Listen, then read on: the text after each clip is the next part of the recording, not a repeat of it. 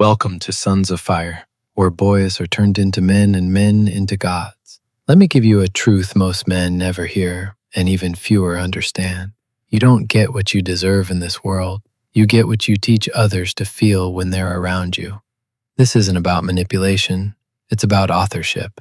From the moment someone meets you, they begin writing a story in their mind about you. And unless you take control of the pen, they'll fill the pages with whatever their fears, biases, or past experiences tell them to. And the crazy part? They're waiting for you to teach them. You think people just see you? No. They see your signals, they feel your frame, they register your presence, and based on that, they decide who you are.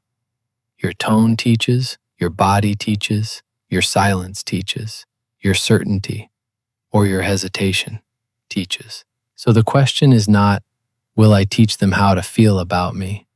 The question is, what am I already teaching without knowing it? Now let's go even deeper. Most men walk into social situations with their minds full of fear. What if she doesn't like me?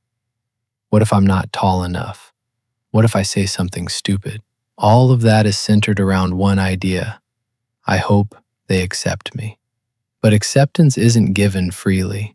It's drawn out by a strong presence, and presence begins with this inner stance. I am the standard. I define the value. I do not chase. I offer. This isn't arrogance, it's authorship. The same way a skilled craftsman knows the value of his work and names his price, unapologetically. Let me break this down through metaphor. You are a store. Everything you are, your mind, your heart, your talents, your vision, it's your inventory. And when someone steps into your space, whether it's a woman, a friend, or a stranger, you are now the curator of their experience. They didn't just wander in. People don't spend time where they feel no pull. Even curiosity is a form of interest. So start there. Assume interest. Now, most customers don't know what they actually want. They might say, I'm just looking. But what they're really saying is, I don't fully know what I'm looking for, but I'll recognize it when I feel it. That's your window. Not to convince, but to guide. Not to perform, but to reveal. You don't need to prove your worth. You need to stand in it, so they can feel it radiate off you like heat from a forge. But here's the catch. You can't transmit what you don't believe. So the most dangerous thing you can do as a man is doubt your own value in front of others. It leaks through your tone. It weakens your eye contact. It makes your posture collapse just enough to say, please choose me. That's not leadership. That's pleading. Instead, anchor into this. Even your flaws are features if you know how to carry them. You're short?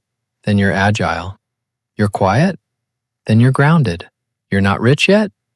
Then you're in the fire and you're sharpening.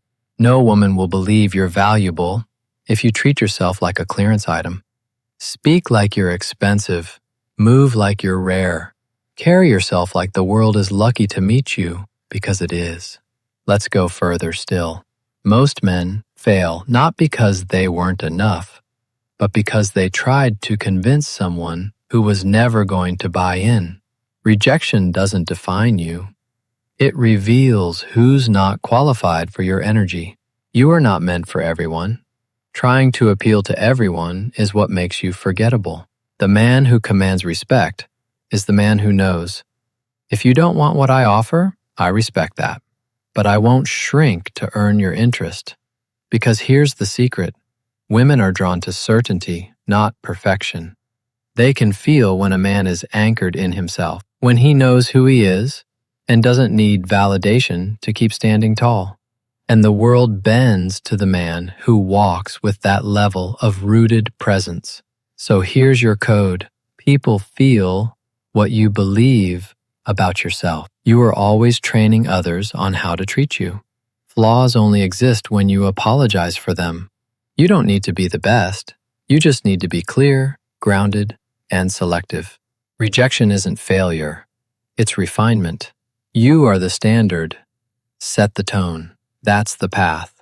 That's how boys become men. That's how men become gods. This is Sons of Fire. If you found value in this content, please consider subscribing and liking.